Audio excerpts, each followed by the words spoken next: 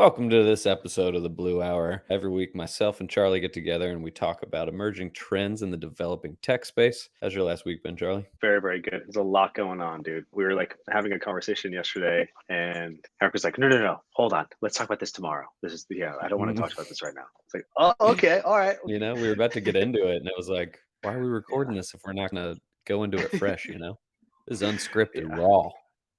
true. Yeah. What about you? How you doing? I'm doing all right. It's been a week. I'm partaking in a 2-day hackathon, AI hackathon. I've tried to do hackathons in the past and never really committed. And this time, very excited and actually doing stuff. So I've been in the non-working hours, just going nonstop at trying to build an app that works. Yeah, but for topics today, I think we just want to go into like a little bit more detail on what we were talking about last week with agent to agent builds that people are doing.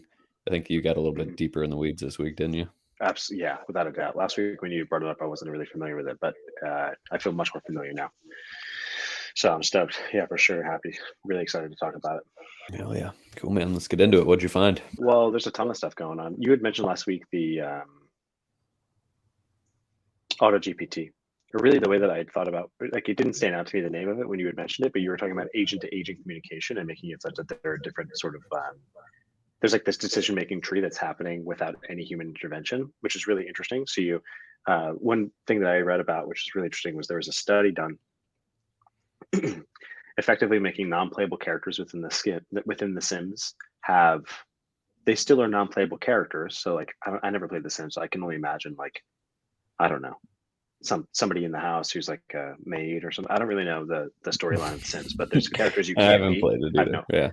yeah. So it's like there are these characters you can't be, and the idea with that is that these folks went in there and gave those people they gave them prompts, so they effectively gave those characters backgrounds, histories, opinions, but based on the context. So they said like you're female, I'm sorry, a single female, you're 25, you're studying for get your doctorate. I have no idea, whatever context there might be to provide somebody with like a character, and then ultimately like, sort of like this is who you are, and then the the player just has like with even without any sort of like background at all in the Sims, these things they have like they move around the game, they don't make decisions, they're just like little robots inside of the game, but now they're Yeah. making decisions.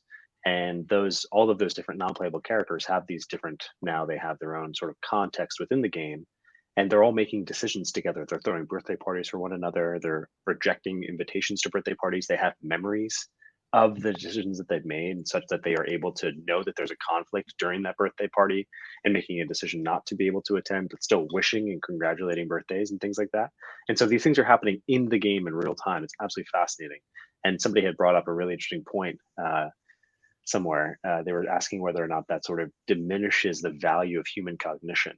We had read that quote last week by Eric Wall saying, like, if you're surprised that these circuit boards can create decision making or like cognition, then you're missing sort of the larger macro miracle that is miracle is a tough word because it implies sort of like this greater power. I don't mean it in that way, but there's this incredible sort of like just this craziness and this really unfathomable idea that life came from water, like not from water, but like dirty puddle on a rock in space.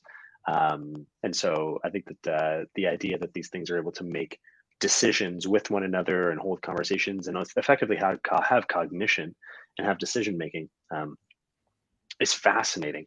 And I don't think that it diminishes the value of human cognition at all, personally, like from a philosophical perspective. But like that is such a weird example with The Sims. But I thought that was interesting that What were they were they doing that. writing? Yeah. How did they create prompts for these people? Are they putting like AI tech underneath the hood now? Or is that just a part of the Exactly. program of the game? Okay. No, no, no, definitely not. I think that within the program of the game, yeah, there are probably some parameters, like maybe there's a mailman or something. I like trying to think about like random things that do exist in the game that wouldn't be like big consequential characters. So I assume like a mailman or like the person who delivers pizza or something really random that has like one function. But what they've effectively done is they've made it such that that function is now dynamic. So they're providing them with context by the paper was from some universities and they were using ChatGPT under the hood.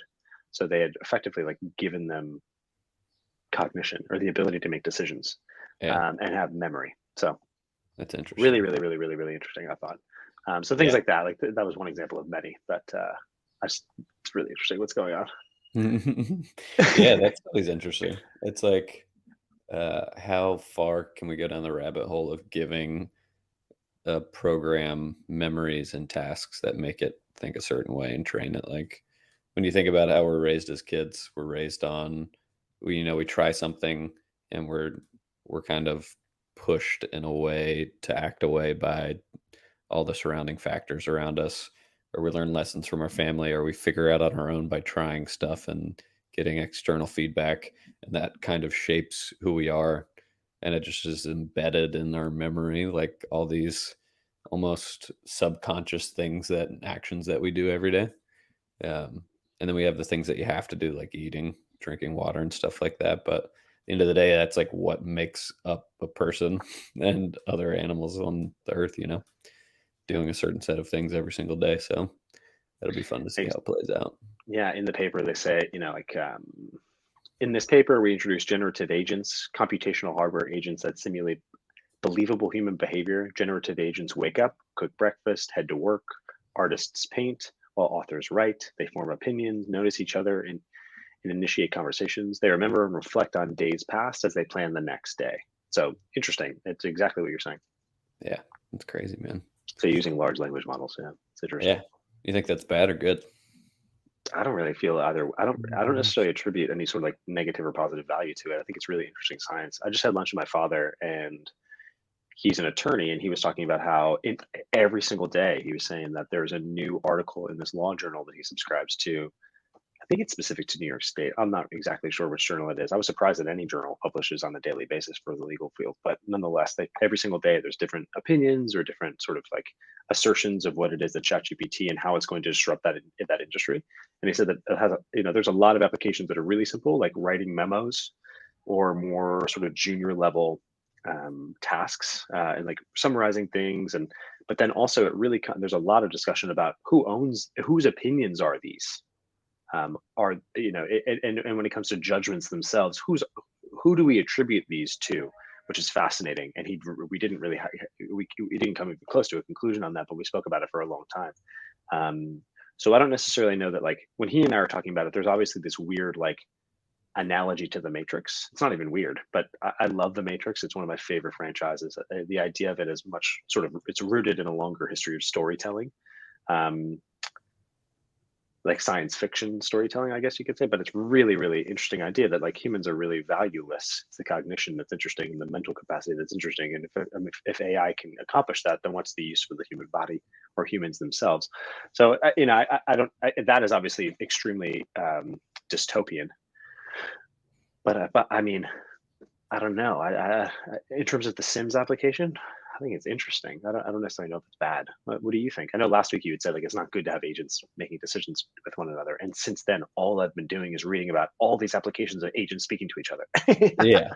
Yeah, we can go deeper down. I mean, for the Sim stuff, like, I don't think it's a closed source game where, Yeah. uh, like, I mean, it'll be interesting to see where they go. I think computationally, there's probably limits to how far they can remember. And if people keep playing with that, it could be interesting. You have a game that goes on for 10 years, and characters actually have memories of stuff in there. Just turning off that game, or like closing down the servers that run the game, is that like getting rid of people? It's great. There's a movie called Free Guy. It's pretty good. It's like a big blockbuster one, but it's basically around that theme where they built something that makes a character actually have cognition. It's got Ryan Reynolds as like the lead. It's pretty good. Never seen it. Yeah, it's probably where, I mean, that's the whole thing. It's like they're trying to, somebody wants to shut down the game to build a new one, and they're trying to get it to stop the people who created the game. Oh, that's Um, so interesting. It's exactly yeah, what this is. I mean, yeah, it's it's so fun. interesting. Yeah, I That's like the that fun stuff. thing about the other agent to agent stuff's probably a little bit more deeper. I'd be interested to hear your thoughts on like Auto GPT. I know we talked a little bit about Chaos GPT before, but maybe a breakdown of what those are, and if they're scaring you, if they're exciting you, if they're just mad confusing, or like, unimportant. I mean, in terms of like what AutoGPT is, I Yeah. mean, Yeah, I can give a little let's breakdown on start it there. too. Yeah.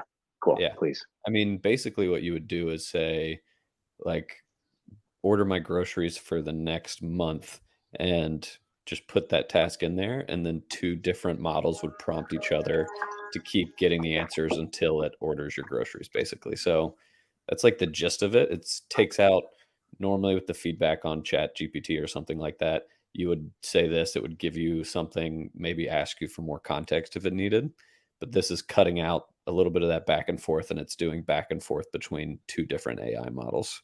Mhm. So it's trying to solve tasks without you having to be there.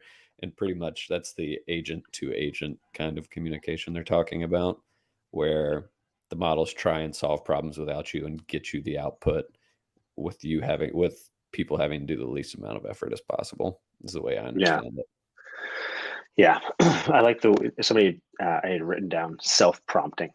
So, like, it generates prompts without any human intervention based on only one initial prompt that we provide, and then it just, like, it goes about solving the problem with, like, yeah, self-prompting itself. It's crazy. It's really, I think that this is really what it is that's, like, this is way cooler than ChatGPT, Yeah. I Why do you think. I think think so? it's just amazing. It allows for you to make so much more of it. ChatGPT, if you didn't help me to understand prompt engineering, I wouldn't really be getting that much value from it. I think it's very hard to, not very hard, but I can see. I think that, so, like, when I'm having conversations with people who aren't using ChatGPT, which happens a lot of people know what ChatGPT is, but don't use it because they've tried to use it, but it's not so easy to get really thought. My Yeah. initial thought when I was playing with it was, this is like an omniscient, this is like the Wizard of Oz or something. This is like an omniscient character that I can ask anything of. And that's really not what it is at all. Yeah. It's like an augmentation tool that allows for you to, um, like, process natural language in a way that it is conditioned with a specific set of circumstances, that it then interprets that in a way and then feeds back based on its data sets and its large language models. But you have to know how to prompt it correctly in order to get the responses that you want. And also, some of the things that I didn't realize is, like, you can give it the character that it plays, right? So you can tell it that it's an MIT doctorate professor, all these different things, and then ask it with that context what it would think about this prompt. And so by providing it more context on what kind of framing you want, or even, there's a concept in Taoism about food combining, which I've been having conversations about recently. And I was using ChatGPT, and um, I was trying to prompt it in a way that would elicit a response within the context of Taoism. So ultimately, from a Taoist perspective, what about these two, or, like, what are the food combination rule?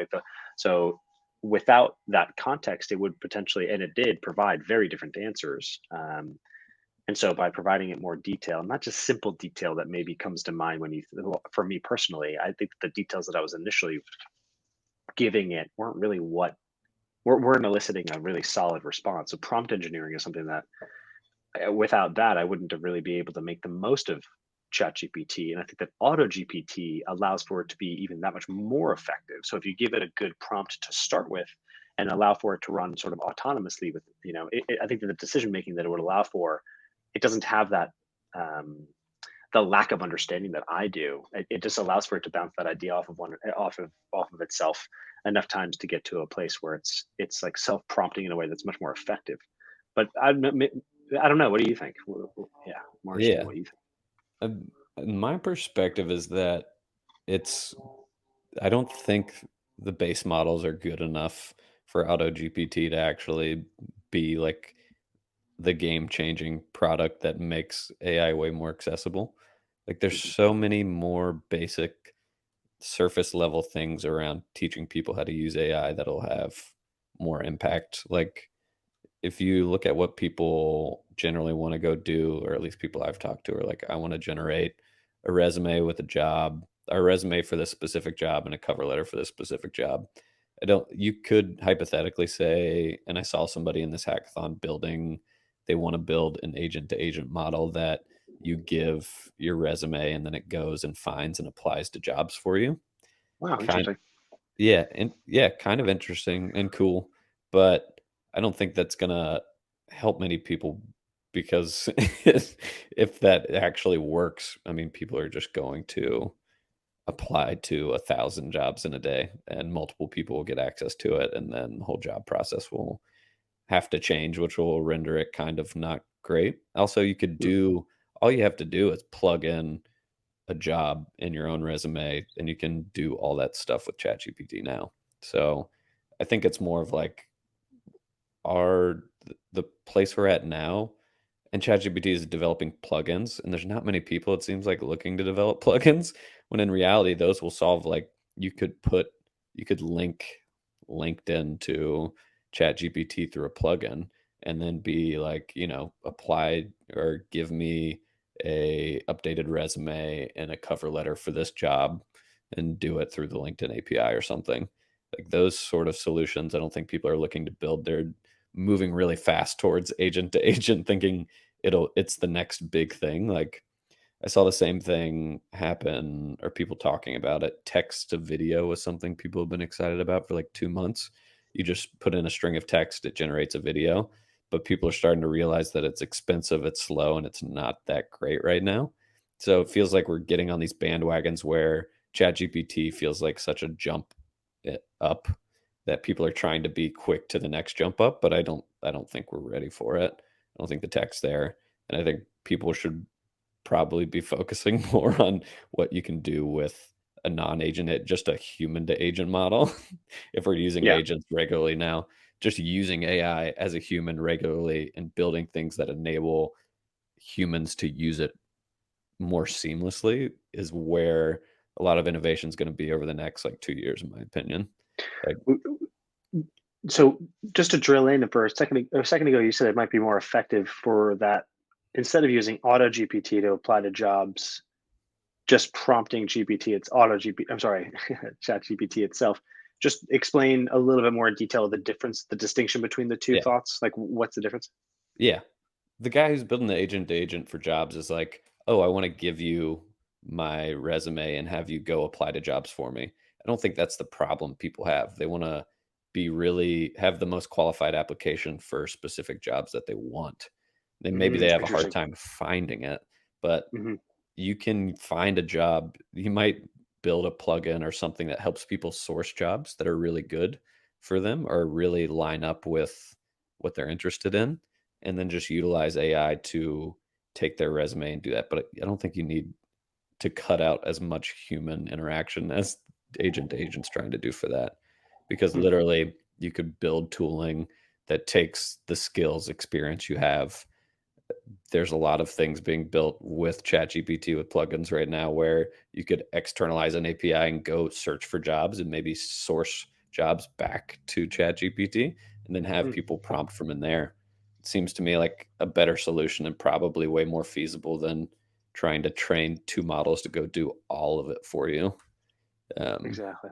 yeah, Okay, that makes a lot of sense. I really like that distinction. I don't think it was clear the first time, but it's really, really helpful. Um, that's yeah, cool. So in general, you think that Auto GPT, so like one of the examples I had heard was that somebody thinks, actually Chamath Palihapitiya, he had said that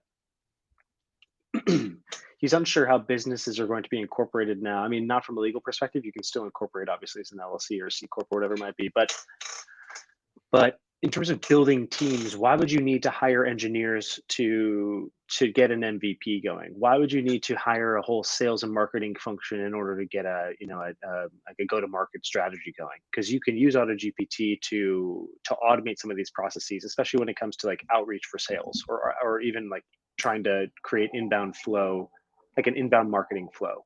You can make it such that you're prompting it to you this is my product. This is my market.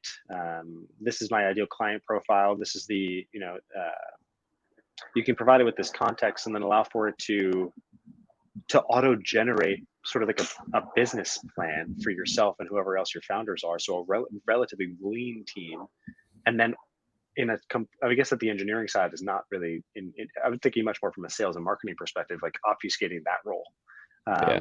and doing that through AutoGPT. Like that idea made more like resonated with me, I guess, and maybe I haven't thought enough about it. But what do you think about that? Have you thought about that at all? Yeah, I think you probably need less people, but you still need people in general Yeah. to. do QA on these sort of things, and outputs aren't great right now. Like, if Sure. AutoGPT was doing as good as a mid-level salesperson at a SaaS company, like, people would be up in arms right now. But I don't think it is. I think it can give you some really good guidance and make tasks very quick. Like, you're like, "Oh, I would an outbound email that I need." Boom, generate it, look over it, make a few edits, and then Exactly. click send, uh, you can do that way faster. But I think you Yeah. still are gonna need, I mean, you worked in sales for a while, and uh, I'm sure you found certain strategies work well that not everybody could do, or there's definitely a human touch I think it takes to make sure that you connect with other people. Like, you might be able to get good intros, but I think they'll probably still need deal closers and stuff like that. Yeah. So I The don't see, nurturing. yeah, I don't see AutoGPT being able to do that. Honestly, I haven't. People are excited, and maybe the development's just really early, and people will start showing really cool stuff. But it feels, from what I've seen, like rudimentary, and people just trying to get. The thing that really turned me off about it is I saw like 25 different Twitter threads that were like, the next huge big thing is AutoGPT, everything you need to know about it, which was like such a red flag. It's red flag language for me. I When, agree. yeah, Subscribe to my 5,000. You'd be the 5,000th subscribers. Like 5,000 is not that bad. Like, I'm glad, I'm happy for you, but like to get 5,000, like, if it's like 500,000, it's like, oh, I'll stop and think about it. But there are a lot of people who are really pushing the AI narrative right now on Twitter. It's interesting, the overlap with the crypto Twitter. It's really, I think it's interesting. I'm 100% with you with the skepticism, with the skepticism. So yeah, I agree. But the one thing that Chamath had said is that it will be agents to agents in terms of buyers and sellers. And so it'll be much more pragmatic. And he had used the word ruthless. And so I think that in general, Chamath is like a 12 to 18 month profit, or like prophesizer. I don't know what to say. yeah, Um, and he's a brilliant guy. He's worth looking into in and of himself. He has a lot of hubris, and as he's gotten older, he just has more and more hubris because he's more and more successful. So I don't think there's any issue with that personally. I don't necessarily think that that's a turnoff, although I can see why many people would. He is a very very intelligent person, so I tend to give him. I definitely listen when he's speaking, but nonetheless, I thought that that was an interesting point. There's an even more something that resonated with me even more, which actually Chamath had thought was a silly thing to happen, like to be spoken about. But somebody else had said, somebody else said that this is really going to have a very profound, or could have a very profound effect on artistic and creative applications, like movies, for example. So storytelling for a very long time was an oral tradition for the vast majority of humans. History on the planet. So the vast majority of the time, oral traditions, and actually in Zambia, like we like published some books, hand published some books because there's very, very, very there are probably less than 50 books written in Nyanja in the world. So like that's crazy. there's languages are extinct, and that's one of thousands of examples, and probably more, of dying languages, so to speak. There are a lot of people working on that. It's really really cool. Actually, Arweave, the network, the distributed ledger is actually working on that. So they're sort of like they're putting these in a place that archives them and creates a record of them forever on the internet, which is really cool. Arweave Super is cool. it's like a blockchain tech. Yeah, really cool company. Um, but with storytelling in particular, there are so a creative can have an idea. A young man finds a lot of meaning in running ultra marathons, and so if you have a kid and you want to tell them this like feel good story about this person who's been through a lot and is pushing himself to the limits and doing races in the mountains and then graduates into a race across an entire state, like these sorts of things, you could create an abridged version for maybe a 15-minute movie, or you could have it such that this is like a 5-minute children's story, or you could make it such that this is a 12-part series that has each as an hour long. But there are things that as a creator you provide as constants. So there's always these characters and they always provide these sorts of narratives, and they maybe always say this or they maybe always say that. But there are these commonalities, and you as a creator allow for there to be a lot more like it's much more generative in terms of the stories themselves, and it allows for it to be much more dynamic, and the creative ranges grow. It's like it's not narrowly defined as much as it's much more so like broad in its application. Um, but yeah, I think it's just so interesting to think about the creative applications of it. I thought that that was something that I hadn't thought about at all. Yeah. Which really, yeah, I think that's cool to me. Yeah. I mean, imagining a world where you can, I mean, it takes a lot of, same with prompt engineering, a lot of context and information to make something that is actually unique and works well. Hmm. And I think that a lot of storytellers will find themselves changing the way that they operate now, you know? It's Definitely. wild.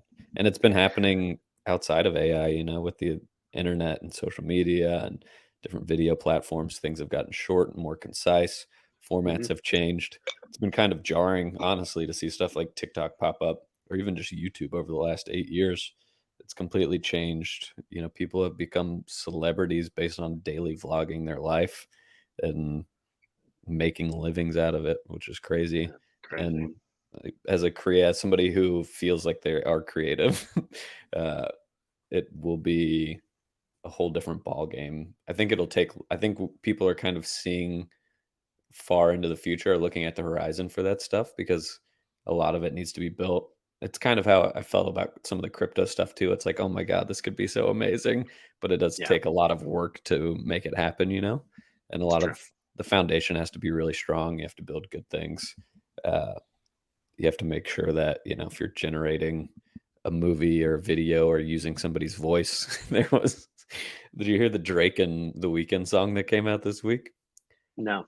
Somebody generated a song, a pop song that was supposed to be by The Weeknd and Drake, and then used AI versions of their voice and created a track, and they created a Wow. song and launched it on Spotify. Wow.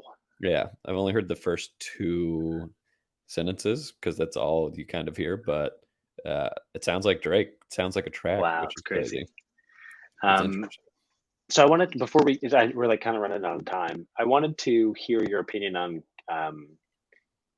There's a lot of like there. My dad had mentioned this to me. It reminded me of like a couple weeks ago. Elon and a bunch of big thinkers had said, let's pause all of this effort because it's very sort of it's unclear where this is headed and it might be moving too rapidly for us to really understand the implications of it. So that's interesting.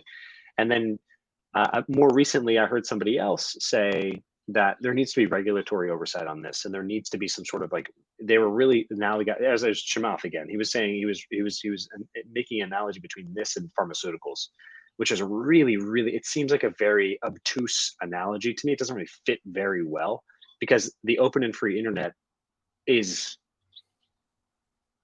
it's going to be built on like it's just gonna the people are going to build on it. You're not limited because you don't need a lab to like Yeah. create in the way that you do pharmaceuticals. So that analogy is a stretch for me, but like so from his perspective, he was saying like next thing we know there are gonna be planes that are being taken down and like all of these things.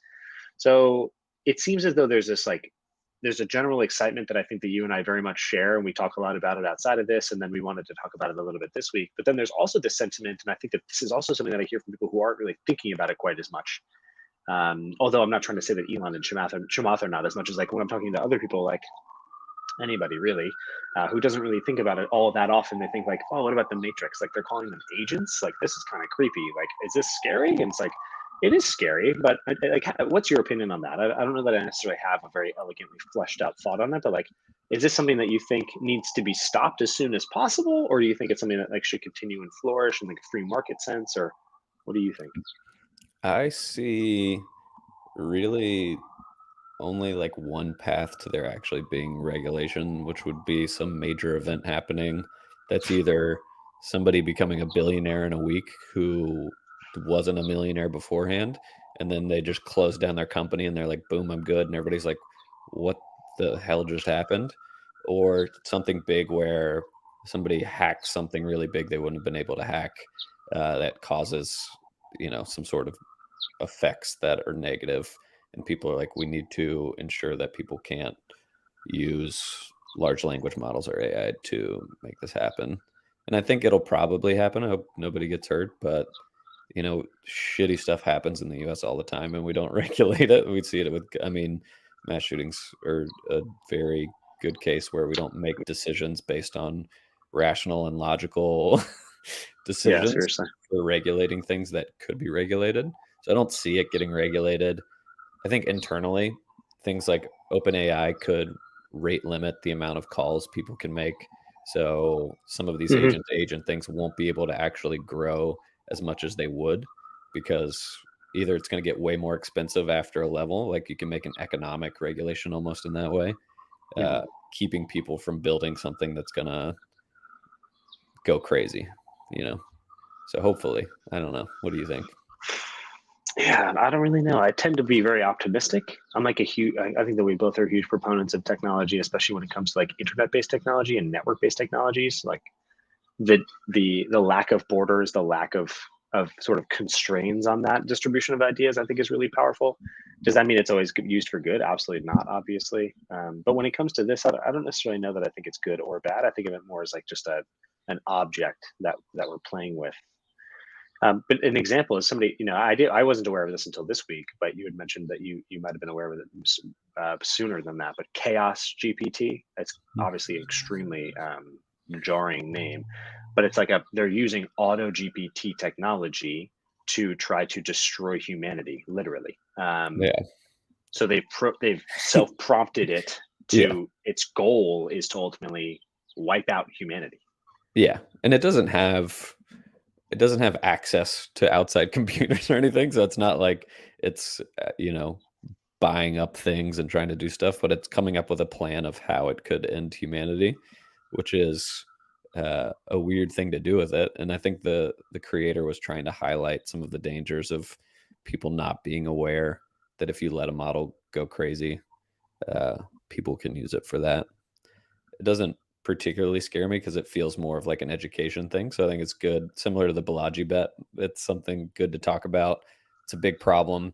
If agents were connected to every single thing on the internet, it would be a problem. But from somebody who has access to the Chat GPT plugin developer stuff, you can only invite 15 people.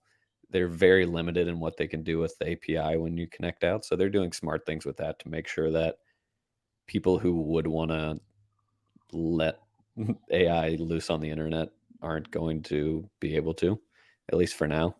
Um, I don't know. It's something we'll definitely track because AutoGPT is like 2, 3 weeks old and it's all the hot rage now. So Yeah. yeah, I think we should check back in on it for sure.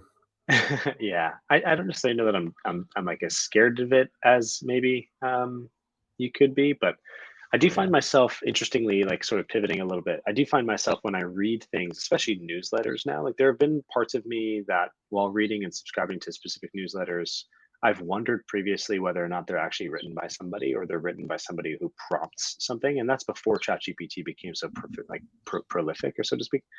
Yeah. And now I feel much more confident that some of these people were just early users Yeah, you and can have, tell, man. It's got a yeah, certain taste to it, you know? yeah, it's interesting. And also the number of words people use, like in an effort to be like, for me, I mean, I guess that it's because I was raised in a household where like my dad is an attorney and every single thing I wrote, he would just literally use a red pen and like actually remove many words, like just because you don't need them. And so I have that sort of like framing since I was a little kid about removing words, remove as many words as possible, say things as succinctly as possible, keep out all of the fluff. What's the use? And so I like that style of writing personally. But ultimately, when it comes to the way that these generate things, oftentimes you get a response and then you can paste that response back to itself and say, make this more succinct, and it will rip out 50% of the words. Yeah. Um, so yeah, I don't know. I'm interested. Yeah, it sort of like veils this sort of like veils things that I read now with skepticism. I'm reading an interesting book. It's not really a book; it's a series of essays by Derek Thompson, who's a staff writer for the Atlantic, and it's on work. And it's really interesting. He's actually analogizing or making an analogy. Excuse me, I don't really know how to say that other word, but making an analogy between religion and work in the United States, especially in the 21st century, like the 20th through the 21st century, and the advent of work becoming a religion for the majority of people, and how that's really taken over the role of what religion is or was in a lot of places and is in a lot of places. And I think that he's really at least convinced me of that fact. And I think I think if you are now ultimately going to, and his point in this essay is to raise questions around if you remove labor and the necessity of labor because AI is able to accomplish many of these tasks, what do people do all day? What sort of things are we going to find ourselves doing? What kind of markets are there? What kind of opportunity for growth professionally or economically are there? Um, those sorts of questions are really interesting. I think that I find myself thinking about those things much more than I do like this is going to take us down and I'm going to be Neo in a tube somewhere. Um, Yeah. I feel like it's more inevitable than anything Yeah. else. Yeah, it's coming for sure. Like, Yeah, there's gonna be a day where we can work 90% less than we do now based on sounds awesome. automation. Yeah, I would love that. I don't think we I need to mean, you be could do working 5 out of 7 yeah. days a week.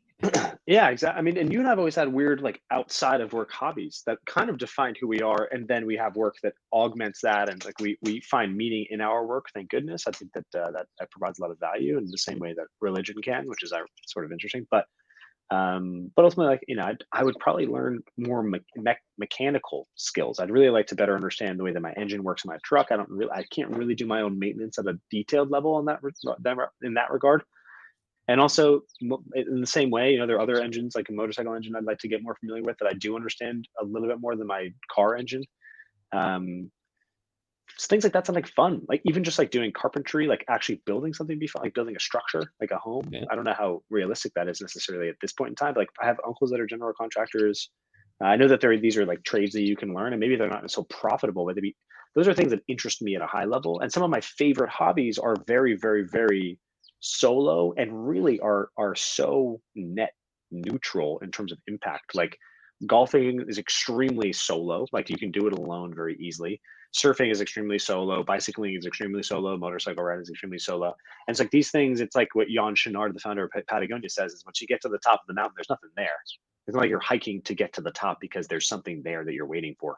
yeah, Um, it's literally it's a use. He uses that sort of that phrasing to explain that we're just dirt bags. The people like us who like to rock climb and hike these mountains, we're dirt bags. These are things that we do for ourselves. We're selfish, and that's not a bad thing from a philosophical perspective. It's something that you can embrace if that's what you're interested in. It sort of stands in juxtaposition to a lot of the capitalistic ethos that many people, especially in places like New York City or Austin, really define themselves by, is this like un unquenchable thirst for success or money, I guess, at a more specific and maybe antagonistic way to say it. But I do think that there's this beauty in this stuff that really doesn't matter, right? Like hiking, there's nothing at the top, yeah, and I think that there's something beautiful in that. yeah, My dad was sort of pushing like, what makes us human? I was like, falling in love. yeah. The like really simple things like cooking meat, like Stories. you had said, Yeah, cooking, like like these like simple fun things, and like even music. Like I'm learning the guitar, my fingers are so sore, but yeah, like these simple things are really fun, and but for people who are so conditioned to work every day, all day, it might be something that's really really hard. I think that that might be something that we see really sort of cause a lot of friction in terms of like politics potentially, is the way that people approach work and think about like the meaning that they're able to derive from the time they spend. Um, yeah. I think it it's interesting. opens just every action has an equal and opposite reaction. People working less or having to do less digital labor will equate to having more time to do things that aren't digital or spend more time digitally in the metaverse. But for me, it's like I could see social clubs popping up that are like non-digital spaces where people go weekly to just hang out, and they're like you start to see things change and people build stuff that around hobbies and personal connection that could be cool. So Yeah, I fun to agree. watch. Yeah. Would But be. I think. Yeah, yeah, we could go I like on, that idea. but I know for sure. Yeah, let's shut yeah, up and get it's out of here, middle I of guess. spring, so I think it's time for a hot take. My segues ain't bad. What's your hot take, my man? My hot take is people say fake it till you make it a lot. And I haven't always subscribed to it. I guess I kind of have done it with a lot of things.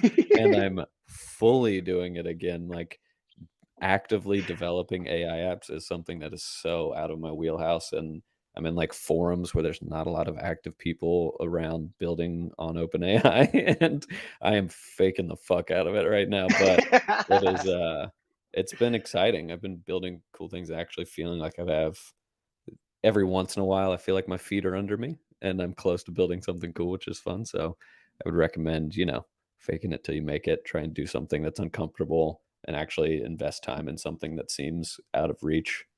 Because because I'm doing it right now, and it's rewarding when it works, frustrating when it doesn't, but I like it. Oh, that's awesome. Um,